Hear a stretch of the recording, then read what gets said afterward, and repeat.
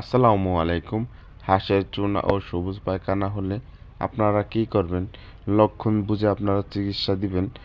এটি হাঁসের একটি অত্যন্ত মারাত্মক ভাইরাসজনিত লক্ষণ। হঠাৎ অনেক হাঁসের মৃত্যু, হাঁস ঝিমায়, পালক উস্কো খুস্কো হয়ে যায় এবং আলো সহ্য করতে পারে না, চোখ অর্ধেক বন্ধ রাখে, প্রচণ্ড পানির তৃষ্ণা বাড়ে কিন্তু খাবার খেতে চায় না, নাক ও মুখ দিয়ে লালা ঝরে এবং সবুজ বা রক্ত মিশ্রিত পাতলা পায়খানা করে, ডানা ও পা অবশ হয়ে যেতে পারে এবং প্যারালাইসিস।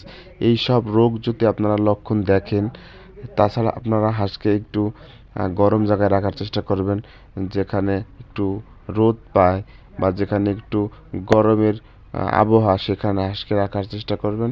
এছাড়া ওষুধগুলা জিসবেট, মাইক্রো নিট এই ওষুধ পরপর 7 দিন খাওয়াবেন। ইনশাল্লাহ আমি আশাবাদী যে হাঁস খুব দ্রুত সুস্থ হয়ে যাবে। এছাড়া হাঁসকে যদি না খায়, হাতে ধরে একটু খাওয়ানোর চেষ্টা করবেন খাবার, পানি, ওষুধগুলা।